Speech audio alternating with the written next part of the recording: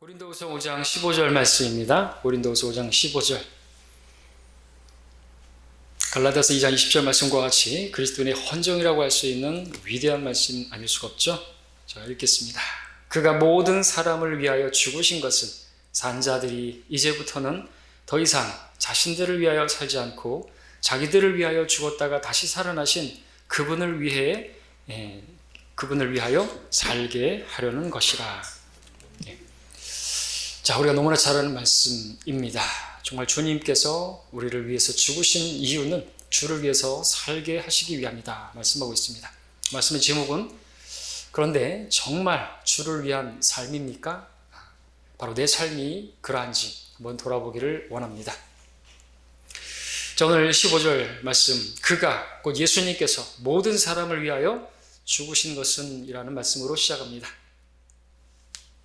자, 세상에 죽음이 들어온 이유가 무엇입니까? 그것은 죄 때문이라고 성경은 말하고 있습니다. 사람이 죽는 이유는 죄 때문이라 말씀하십니다. 이런 연유로 한 사람에 의하여 죄가 세상으로 들어오고 그 죄에 의하여 사망이 왔으니 그리하여 모든 사람이 죄를 지었으므로 사망이 모든 사람에게 전달되었느니라. 죄의 싹은 사망이니라. 이처럼 사람이 죽게 된 것은 이 세상에 사망이 오게 된 이유는 다름 아니라 죄 때문이다 말씀하고 있습니다. 사람이 죽는 것은 다른 이유가 아닙니다. 교통사고로 나 죽을 수도 있고 암에 걸려 죽을 수도 있고 코로나로 죽을 수도 있지만 그런 것은 근본적인 이유가 아니죠. 근본적인 이유는 죄 때문이라. 사람에게 죄가 없다면 그 사람들이 죄인이 아니라면 사람은 죽지 말아야 할 것이고 죽지 않음으로 자신이 죄인이 아니라는 것을 입증해낼 수가 있어야 되겠죠. 모든 사람이 죽습니다. 왜냐하면 모든 사람에게 죄가 있기 때문에 죄라는 중병에 걸려 있는 것입니다. 어떤 다른 중병에 걸리지 않아도 이미 죄라는 중병에 치명적인 그러한 병에 걸려 있는 것이죠. 자, 그런데 우리 주 예수 그리스도는 어떤 분이십니까? 우리 주님께서는 죄가 없으신 분이죠. 21절을 보시면 오늘 본문 아래대로 오셔서 21절, 5장 21절을 보시면 하나님께서 죄를 알지도 못하는 그를 우리를 위하여 죄로 삼으신 것은 우리로 하여금 그 안에서 하나님의 의가 되게 하려 하심이라 말씀하고 있습니다. 죄를 알지도 못하는 우리 주 예수 그리스도, 그분께서 우리를 위하여 죄가 되셨다고 말씀하고 있습니다. 죄의 싹은 사망인데 율법에 따르면 나무에 매달린 자는 저주를 받는 것인데 주님께서 그렇게 죽으신 것은 우리 죄 때문이고 그분께서 그렇게 저주를 받으신 것은 바로 우리의 죄 때문이다. 우리가 받아야 할 그 죄의 심판과 그 지옥의 형벌을, 그 저주를 대신 받으시기 위해서 십자가에서 죽으셨다고 말씀하고 계십니다. 죄가 없으신 예수님께서 죄의 대가인 생명을 지불하시면서 죽으신 이유는 무엇인가? 우리의 죄값을 치르시려고, 그리고 우리의 지옥의 형벌로부터 건져내시기 위해서 죽으신 것이다 말씀합니다. 그런데 오늘 본문 말씀은 단지 그뿐이 아니라고 말씀하고 있습니다. 우리는 이것까지 알아야 되겠죠? 예수님께서 십자가에서 죽으신 것은 나를 지옥 가지 않게 하기 위해서 그렇게 죽으신 것이 아니다라고 말하고 있습니다. 우리를 지옥으로부터 구원하시기 위해서 죽으신 것이 아니라고 성경은 말하고 있습니다. 성경은 한 번도 우리를 지옥에서 건져내기 위해서 죽으셨다고 말씀하고 있지 않습니다. 항상 죄들로 인하여, 우리 복음의 핵심 고린도서 15장에서도 우리의 죄들로 인하여 죽으시고 죄들로 인하여 우리의 죄가 되시고 그 죄들로부터 구원하시기 위해서라고 말씀하고 있습니다. 그래서 우리 죄들이 용서되었기 때문에 죄의 형벌의 장소인 지옥에 가지 않는 것은 그것은 열매라고 할 수 있죠. 오늘 본문은 주님께서 죽으신 진짜 목적은, 그분께서 죽으신 목적은 바로 이제 우리가 그분을 위해서 살게 하시려고 그 목적으로 죽으셨다고 말씀해주고 있는 것입니다. 하나만 알면 안 되겠죠? 이것까지 알아야 되는 거, 온전히 아는 것입니다. 자, 처음에 사람은 하나님의 영광을 위해서 그렇게 창조되었습니다. 하나님을 위해서 살도록 그렇게 창조되었죠. 그러나 그 죄로 인해서 저 사람 아담이 타락하고 그로 말미암아 태어난 모든 사람들은 각자 자기 길로 돌이켰고 각자 자기 영광을 위해서 살면서 자신의 생애를 죄악으로 가득 채우고 있습니다. 그러나 예수님께서 우리를 구원하시면서 처음에 그렇게 사람을 창조하신 그 목적을 회복시켜 주신 것이죠. 하나님의 형상을 회복시켜 주시면서 우리를 거듭나게 하시면서 우리가 처음에 그 창조 목적대로 하나님을 찬양하고 하나님께 영광 돌리며 살 수 있도록 그렇게 회복시켜 주신 것입니다. 오늘 우리가 살아있는 이유는 오직 주를 위해서다. 성경은 말씀하고 있습니다. 우리가 살든지 죽든지 우리는 주의 것이라 말씀하고 있습니다. 그럼에도 불구하고 여전히 우리가 나 자신을 위해서 살아간다면, 그렇게 인생을 살아간다면 그 인생은 당장은 행복하고 즐거운 인생처럼 보일지 몰라도 결국에는 비참한 생으로, 수치스러운 생으로 마감하게 될 것입니다. 언제 그렇게 되죠? 그리스도의 심판석 앞에서 그런 모습으로 나타나게 될 것입니다. 그래서 우리는 성경을 봐야 되는 것입니다. 우리가 생각하고 내가 판단하고 내가 결정하는 대로 사는 것이 아닙니다. 내 길을 가는 것, my way, 그것은 곧 배교의 길을 가는 것이죠. 사람에게 옳게 보이는 길이 있다 할지라도 그 길의 끝은 죽음의 길들이라고 잠언 14장 12절과 16장 25절에서 두 번이나 말씀하고 계십니다. 우리가 나를 위해서 살 때 그 길은 피않고 곧 죽음의 길들로 가게 되는 것이죠. 거기로 들어서게 되는 것입니다. 그러나 우리가 나를 위해서 죽었다가 다시 살아나신 예수님을 위해서 살게 되면 그 길은 의의 길이고, 그 길은 화평의 길이고, 그 길은 기쁨의 길인 것입니다. 성령 안에서 의와 화평과 기쁨이라는 말씀처럼 그러한 삶을 살 수가 있는 것이죠. 오늘 본문에서 예수님께서는 모든 사람을 위해서 죽으셨다 말씀하고 있습니다. 이 부분을 한번 또 먼저 주목해 보기를 원합니다. 모든 사람을 위해서 죽으셨습니다. 왜냐하면 이 모든 사람이 죄를 지었으므로 하나님의 영광에 이르지 못하더니 그 말씀대로 모든 사람을 위해서 죽으실 수밖에 없으셨던 것이죠. 예수님께서는 모든 사람을 죄로부터, 또 죄의 형벌의 장소인 지옥으로부터 구원하기를 원하셨습니다. 장로교의 칼빈주의가 말하는 것처럼 예수님께서는 어떤 제한된 속죄, 어떤 창세 전에 구원받기로 택함받은 사람들만을 위해서 그렇게 피를 흘려주신 것이 아닌 것입니다. 주님께서는 모든 사람을 위하여 죽으셨다고, 그들 모두의 죄를 지고 죽으셨다고 말씀하고 있는 것입니다. 사람들의 죄들은요 이미 용서가 된 것입니다. 모든 사람들의 모든 죄들을 주님께서 대속하시기 위해서 십자가에서 죽으신 것이죠. 그래서 모든 사람들의 죄는 이미 용서가 된 것이죠. 그래서 우리 전도지처럼 당신의 죄들이 용서되었다는 사실을 아십니까? 우리가 이것을 전하는 것입니다. 그 사람의 죄가 용서되었다는 사실을 자신이 의지를 사용해서 믿음으로 받아들이면 그것이 구원이 이루어지는 것입니다. 마음에 믿고 입으로 고백하면 구원에 이른다고 말씀하고 있기 때문에 그렇죠. 이처럼 예수님의 그 대속과 용서와 이 구원은 모든 사람들을 향해서 24시간 365일 연중무휴로 활짝 크게 넓게 열려 있습니다. 근데 안타까운 사실은 현재의 모든 사람들이, 많은 사람들이, 아니 모든 사람들이 다 구원받은 상태로 있지는 않다는 것이죠. 지금도 수많은 사람들이 예수님을 거부하면서 지옥으로 불못으로 달려가고 있습니다. 그러나 예수님께서는 그들을 구원하시기 위해서 그렇게 죽으셨습니다. 또 예수님께서는 자신을 믿고 구원받은 사람들이 예수님을 위해서 살게 하시려고 죽으셨다고 말씀하고 있습니다. 본문은 그 삶을 살게 하시려고 믿는 자들 안에 영으로 거하고 계신다 말씀하십니다. 그리고 그러한 삶을 살게 하시려고 믿는 자들의 육신을 십자가에 못 박아 죽게 하셨다고 말씀하고 있습니다. 왜냐하면 우리 육신으로는 주를 위해서 살 수 없기 때문에, 우리 스스로는 살 수 없기 때문에 주님께서 우리 안에서 사셔야만 주를 위해서 살 수 있기 때문에 그렇게 우리 안에 들어와 사시는 것이고요. 우리의 육신은 십자가에 이미 못 박아 처리했다고 말씀하고 계시는 것입니다. 그런데 그럼에도 불구하고 모든 그리스도인들이 그렇게 십자가를 지고 십자가에 자신이 죽은 것으로 여기지 않고, 그리고 그리스도의 영, 곧 하나님의 영을 따라 살지를 않고 있는 것입니다. 같은 현상이죠. 주님께서는 모든 사람을 위해서 죽으셨는데 모든 사람들이 다 그렇게 구원받지 못한 것처럼 구원받은 모든 그리스도인들이 다 그렇게 십자가를 지고 주님을 위해서 살고 있지는 않다는 것입니다. 안타까운 또 하나의 현실이죠. 자, 우리 그리스도인의 삶은 어떤 삶입니까? 내가 하려고 하는 그 시도와 노력을 다 내려놓고 오직 주님께서, 내 안에 계시는 주님께서 일하실 수 있도록 나 자신을 그분께 드리는 그 삶이 그리스도인의 삶인 것이죠. 내가 그리스도와 함께 죽었나니, 그럴 때 내 안에 주님께서 사셔서 주님께서 원하시는 그런 열매들이 맺혀지고 주님께서 원하시는 그 길을 우리가 억지지 않고 갈 수가 있는 것입니다. 그리고 그 삶에는 안식이 있습니다. 힘들지가 않습니다. 평안합니다.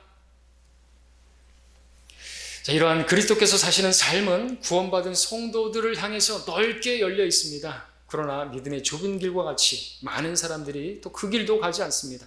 적은 무리의 사람들만이, 성경대로 믿는 사람들만이 그 길을 가고 있습니다.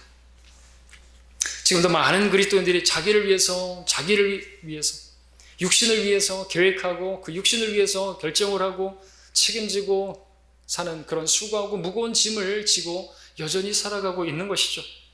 예수님께서는 모든 믿는 자의 육신을 십자가에 못 박으셨고 우리 안에서 사시기 위해서 그렇게 죽으셨는데 말입니다. 그리고 모든 사람 믿는 자들이 이제부터는 자기를 위해서 살지 아니하고 오직 주를 위해서 살게 하시려고 죽으셨는데 말입니다. 자, 주를 위해서 사는 삶은 구원받은 모든 성도들에게 활짝 열려 있습니다. 마치 구원받지 못한 사람들에게 구원의 길이 활짝 열려 있는 것처럼 말이죠.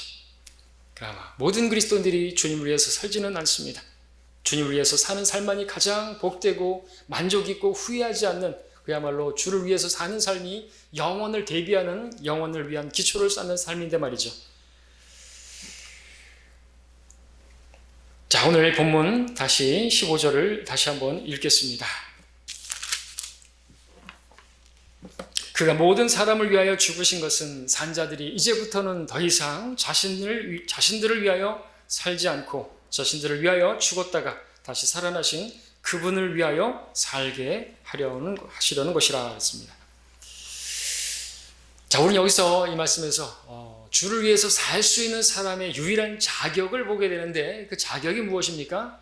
다른 자격이 아니라 산자들이라고 말씀하고 있습니다. 우리는 전에는 죽었던 자들이었습니다. 허물과 죄들 가운데 죽었던 우리들이었습니다. 죽을 뻔한 사람들이 아니라 주님 보실 때는 영이 죽은 자들은 죽은 자들이죠. 영이 없는 몸이 죽은 것 같이 죽은 자들이었습니다. 그러나 지금은 우리는 산 자들이 되었습니다. 살리는 것은 영이니, 그래서 우리 영이 살아났을 때 우리는 주님 보실 때 산 자들이 된 것이죠. 구원받은 모든 성도들은, 영이 거듭난 성도들은 다 산 자들이고, 그 산 자들이 주를 위해서 살 수가 있고, 주를 위해서 찬양할 수 있고, 주를 위해서 예배할 수 있고, 주를 위해서 살 수가 있는 것입니다. 살지 못한, 영이 거듭나지 않은, 구원받지 않은, 뭐가 구원받고 뭐가 거듭나는지 모르는 사람들, 그 사람들은 주를 위해서 살 수가 없는 것입니다. 자신의 구원 문제부터 해결해야 되겠죠. 죽은 자는 죽은 자들이나 하는 일을 하고요, 산 자들은 이제 하나님 나라를 위해서 살 수가 있는 것입니다. 산 자들만이. 그렇다면 여러분들은 산 자들이십니까? 그렇다면 여러분들에게 주님께서 말씀하시는 것입니다. 주님께서는 여러분들이 모두가 다 주를 위해서 살아야 하고 살 수 있는 유일한 자격을 이미 갖춘 거라고 말씀하고 있습니다. 어떤 다른 기준이 없습니다. 고등학교를 졸업하고 그런 거 없습니다. 무슨 대학을 나오고 그런 거 없습니다. 신학교를 나온 자들만 아닙니다. 특별히 믿음이 좋은 사람들만 아닙니다. 성경을 많이 아는 사람들만 아닙니다. 구원받은 지 10년이 넘은 사람들 이상에 한해서 이런 선을 긋지 않았습니다. 오직 산자들이 이제는 자기를 위해서 살지 말고 주를 위해서 살 수 있는 자격이 있다고 말씀하고 있습니다. 자, 우리는 다 죄의 삭신 사망을 지불하고 이미 진즉 죽었어야 하고 지옥에 떨어졌어야 하는 자들입니다. 그럼에도 오늘 지금 우리가 숨쉬고 있고 내가 지금 이 자리에 앉아있는 이유가 무엇이겠습니까? 죽으면 놓아버릴 돈과 명예와 그런 것들을 더 쌓기 위해서 살아있는 것입니까? 죽기 전까지 좀 더 맛난 것을 먹고 좀 더 좋은 집에서 거하며 살기 위해서입니까? 오늘 우리가 사는 이유는 주를 위해서입니다. 주를 위한 삶이 아니라면 우리의 삶은 부질없는 삶이고 헛된 삶이고 그것은 허망한 삶인 것입니다. 그 삶은 아무리 잘 살아도 길가에 핀 풀의 꽃과 같은 그보다 못한 그러한 삶인 것입니다. 솔로몬의 영광 대단한 것이지만 그건 길가에 핀 들풀의 꽃만도 못한 것이 그의 영광이었다면 우리가 누리는 영광이야 개똥풀의 꽃보다도 못하겠죠. 호박꽃 얘기하면 또 호박꽃 이쁜데요 그러실지 모르겠습니다. 그보다도 못한 것이 그런 인생인 것입니다. 자, 산자들이시면 주를 위해서 살아야 하는 것입니다. 그 목적으로 주님께서 죽으셨다 말씀하십니다. 그 다음에 그렇다면 우리는 언제부터 주님을 위해서 살아야 합니까? 언제부터? 어떤 사람들은 여러 가지 변명을 합니다. 학교를 졸업하고요. 취업을 한 다음부터요. 직장에 들어가서 진급을 한 다음부터요. 그래도 결혼하고 나서요. 그때부터 주님을 위해 살겠습니다. 아이가 좀 더 크고 나서요. 정년 퇴직하고 나서요. 다 변명합니다. 주님을 따르라고 했을 때 여러 사람들이 변명하던 것처럼 나로 인사를 하게 하는 둥, 무슨 소를 샀으니까 시험해 본다는 둥, 뭘 해야겠다는 둥, 장가를 걸었기 때문에 그런 이야기를 하면서 말이죠. 그러나 성경은 무엇이라고 말씀하십니까? 오늘 본문은 이제부터는 이라고 말씀하고 있습니다. 이제부터는 이 말씀, 오늘부터는 이라는 말씀도 되는 것이고요. 이 말씀을 들은 지금부터는 이라고 말씀하고 있습니다. 오직 오늘이라고 하는 이때부터 결심할 수가 있는 것입니다. 오늘 그런 결심이 있을 수가 있는 것이죠. 있어야만 하는 것입니다. 주님께서는 지금부터, 이제부터 나를 위해 살지 말고 오직 주를 위해, 나를 위해서 죽었다가 나를 위해서 그렇게 놀라우신 구원을 이루신 그분을 위해서 살아야 한다고 말씀하고 있는 것입니다. 왜냐하면 우리는 오늘부터 그래야 하는 이유는, 오늘부터 이제부터 살아야 되는 이유는 내일 일을 알지 못하기 때문에 라고 말씀하고 있습니다. 내일 일을 알지 못하는 안개와 같은 생명인데 어찌 무엇 때문에 언제부터라고 말할 수가 있는 것입니까? 미룰 수가 있겠습니까? 우리가 살아있다면 살아있는 동안 주를 위해서 살아야 하고 이제부터 그래야 되는 것입니다. 지금부터라고 말하고 있습니다. 현재.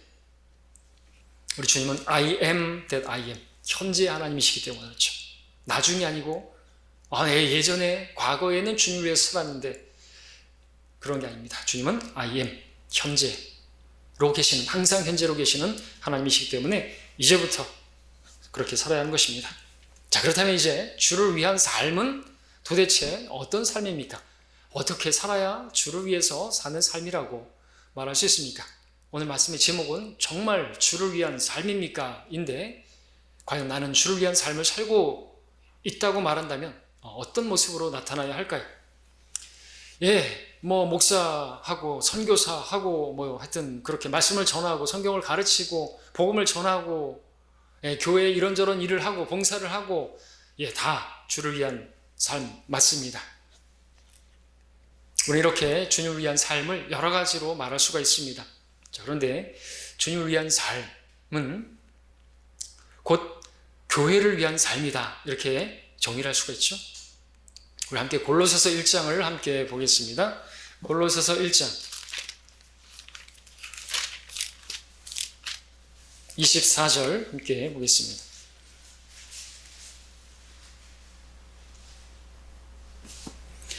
이제 내가 너희를 위하여 받는 나의 고난들을 기뻐하고 또 그리스도가 고통받으신 이후에 있는 것을 그의 몸인 교회를 위하여 내 육신에 치워놓으라 그랬습니다. 주님께서는 교회를 위하여, 교회를 세우기 위하여 내가 나의 교회를 세우리니 바로 그 목적으로 고난을 당하셨고, 그 주님을 따르는 사도 바울은 역시나 교회를 세우기 위해서 교회를 위하여 고난을 받고 그런 삶을 살았던 것입니다. 그러니까 주를 위한 삶은 교회를 위한 삶이다, 그렇게 말할 수 있습니다. 왜냐하면 바로 그 교회가 지금 주님의 몸이기 때문에 그렇죠. 주님의 몸인 교회를 위하는 삶이 주님을 위한 삶의 실제인 것입니다. 교회에 속하지 않고 나는 주님을 사랑한다, 나는 주님을 섬기고 있다, 그것은 성경적이지가 않은 것입니다. 눈에 보이지 않는 주님을 위하는 삶은, 그 실제는 눈에 보이는 교회를 위하는 바로 그 삶인 것입니다. 교회를 위하는 사람이 곧 주님을 위하는 사람이죠. 자, 그렇다면 교회를 위하는 사람이 그러면 실제로 해야 되는 게 무엇입니까? 더 구체적으로 말하자면 무엇일까요?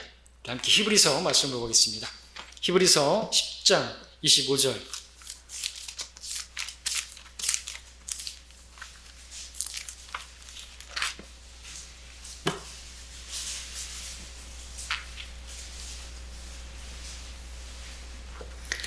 10장 24절부터 읽겠습니다. 또 서로 생각하여 사랑과 선행을 격려하며 어떤 사람들의 습관처럼 우리 자신들이 함께 모이는 것을 저버리지 말고 서로 권면하여 그날이 가까워 오는 것을 볼수록 더욱 그리하자 말씀하고 있습니다.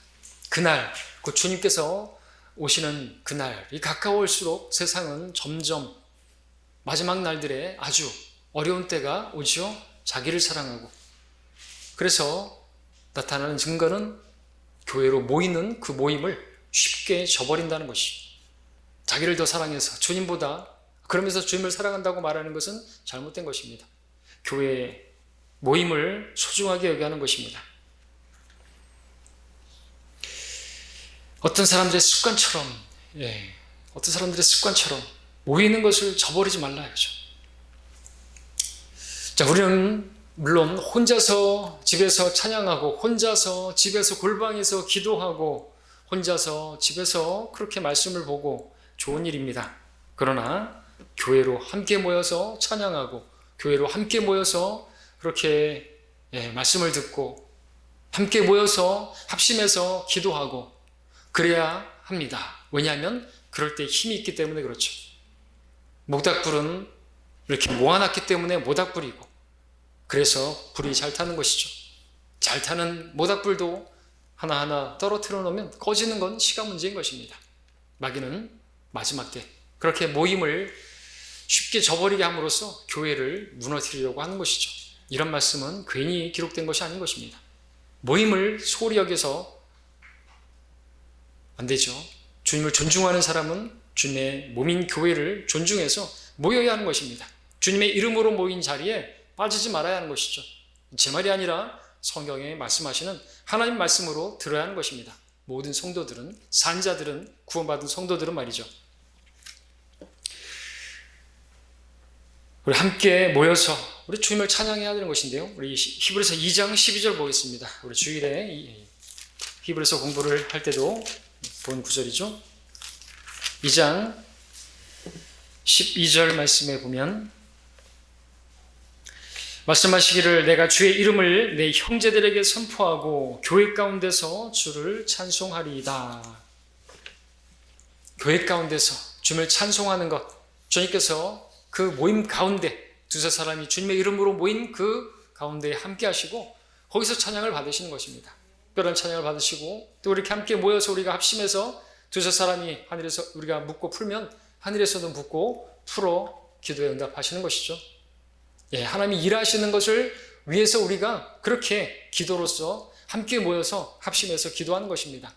하나님이 일하심을 믿는다면 우리가 기도 모임에 우리가 소홀히 해서는 안 되는 것이겠죠. 자, 우리는 교회로 모여서 그 모이는 일을 주님 오실 때까지 서로 권면하면서 함께 모이자고, 모여서 함께 찬양하고 주님을 섬기자고 서로 권면하라고 히브리서 10장에서 말씀하고 있었죠. 그렇게 교회 모임에서 형제 자매들에게 권면하고 그렇게 세워주는 것이 곧 주님을 위하는 것이고 주님을 섬기는 삶인 것입니다. 교회 형제 자매들을 섬기는 것이 곧 주님을 섬기는 것이죠. 사도 바울이 교회를 박해했습니다. 교회를 박해하기 위해서 다마스커스까지 막 가려고 했습니다. 그때 주님께서 빛 가운데 말씀하셨습니다. 네가 왜 나를 박해하느냐? 바울은 주님을 박해한 적은 없는데 단지 교회를 박해하고 있을 뿐인데 주님께서는 바로 당신을 박해하는 것으로 그렇게 말씀하셨습니다. 그러니까 교회를 어떻게 하는 것인가? 그것은 곧 주님께 그대로 하는 것이죠. 그러므로 우리는 교회의 성도들을 섬겨야 하는 것입니다. 교회의 성도들을 섬기는 것이 곧 주님을 섬기는 것의 실제인 것이죠. 히브리서 펴져져 있죠. 6장 10절 보겠습니다.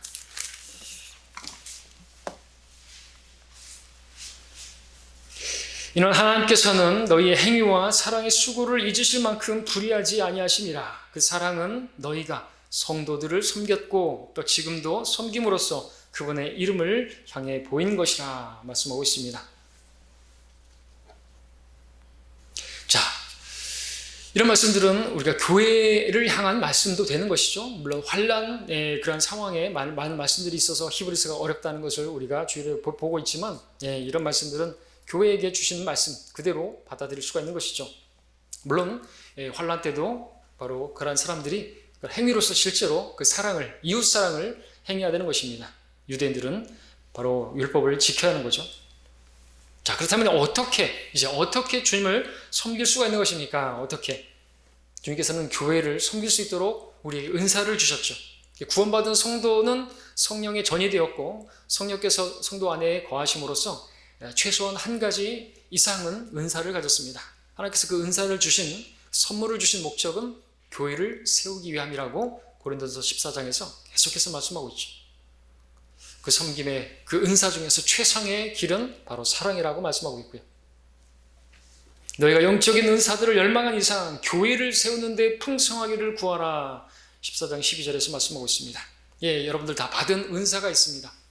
각자가 다 하나님께서 주신 은사들이 있죠. 달란트, 은하라고 그렇게 표현하는데 그것을 우리는 손수건에 싸서 어떤 악한 종처럼 그렇게 묻어놓아서는 안 되는 것입니다. 사용해서 열매를 맺어야 하는 거죠. 장사를 해야 하는 것입니다.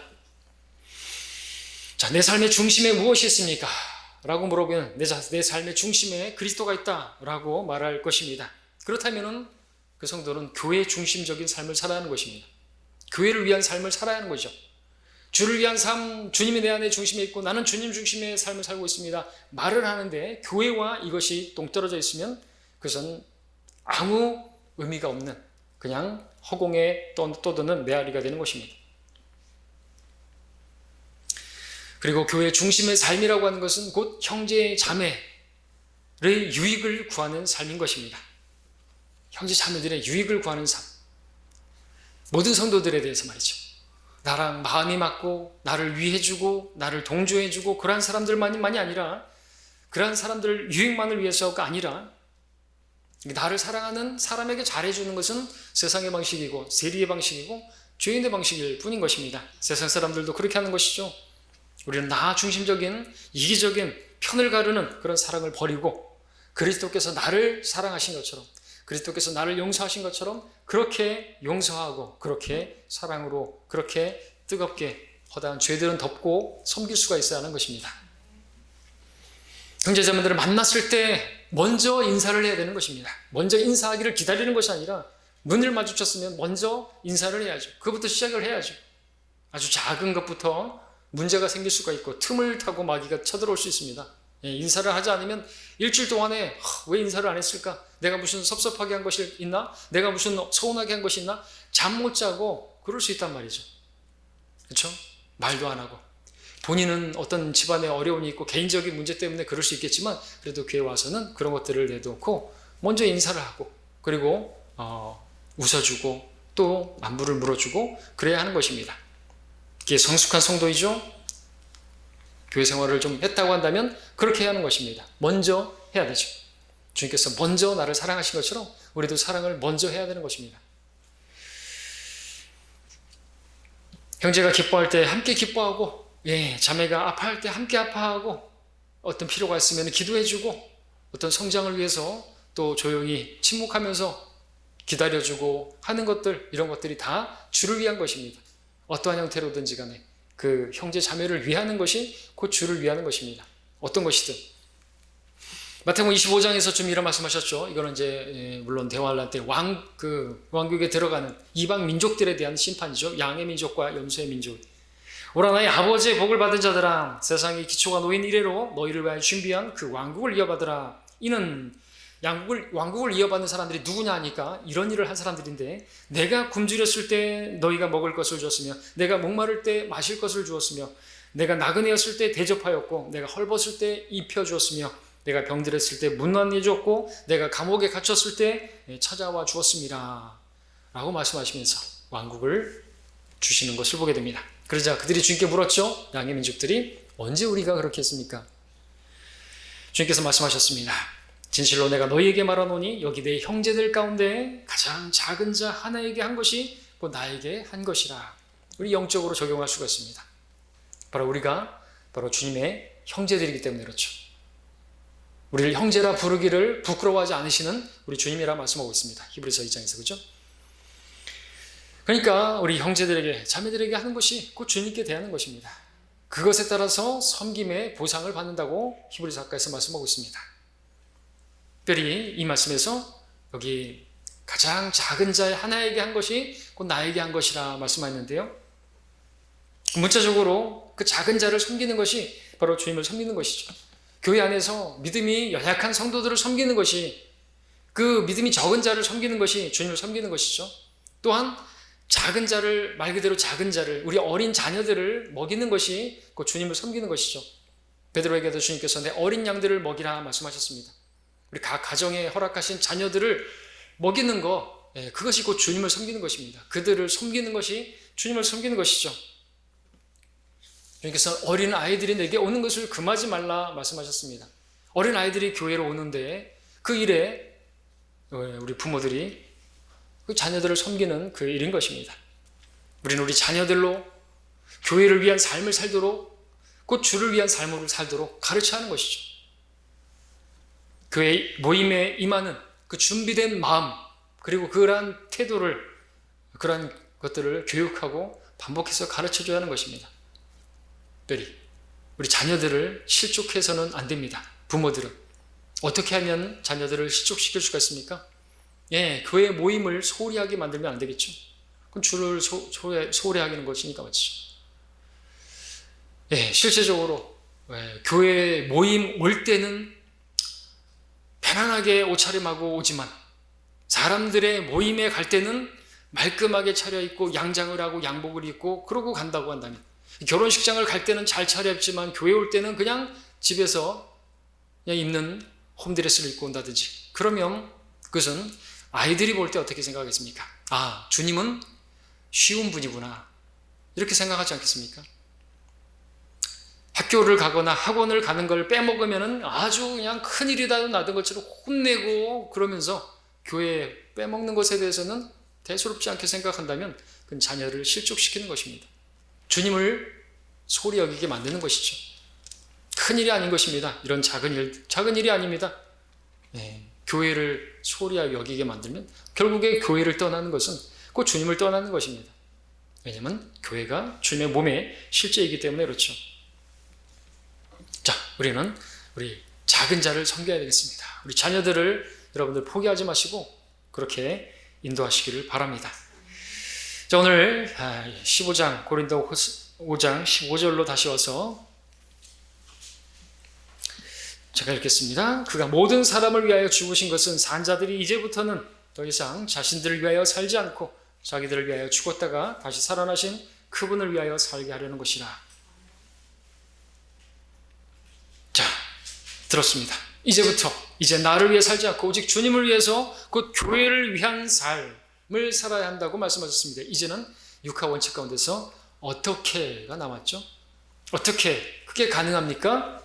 17절의 말씀을 보시면, 그러므로 누구든지 그리스도 안에 있으면 새로운 피조물이라, 옛것들은 지나갔으니 보라 모든 것이 새롭게 되었도다. 이런 말씀들을 지금까지 들어오면서 나는 그렇게 못 살아, 내가 어떻게 저 성도를, 마음에 안 드는 저 성도를, 꼴 보기 싫은 저 성도를 내가 어떻게 섬기고 가까이 하고 인사하고 그러겠어. 우리는 못하죠. 그리스도 안에 있으면 우리는 새로운 피조물이라 말씀하고 있습니다. 구원받은 성도는 새롭게 된 사람인 것이죠. 영의 새로운 가운데 섬기는 것입니다. 이전 것들은 다 지나갔습니다. 나의 선호도, 나의 취향, 나의 어떤 그 장단점, 나의 스타일이라든지 원래 모습이라든지 그런 것들이 다 새롭게 되었다고 말하는 것이에요. 이전에 나로서는, 구원받기 전에 나의 모습으로는 주님을 섬길 수가 없습니다. 사람을 섬길 수가 없습니다. 그 작은 자를 섬길 수가 없습니다. 그러나 우리가 새롭게 되었습니다. 주님께서 나를 위해서 죽으셨다는 사실을 알게 되었습니다. 나 같은 죄인을 지옥에 떨어져서 봐야 할 그런 죄인인 것을, 죄인인데 나의 모든 죄들을 다 주님께서 받으셨다고요? 내가 그분께 모든 죄들을 다 뒤집어 씌우고 나는 그 죄에서 면제가 된 사람들이에요. 내가 잘난 거 하나도 없습니다. 그렇지 않습니까?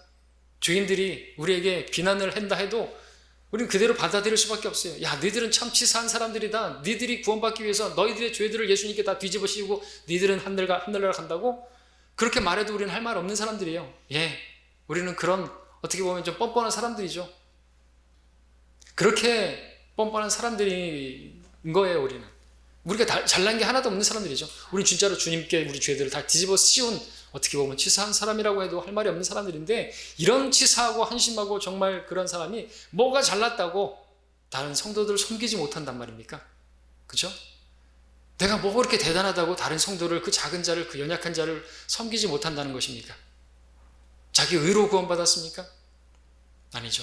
그리스도 안에 있는 사람들은 새로운 피조물이고, 그 전에 그러한 사람이 모습이 나타나면 안 되는 것입니다.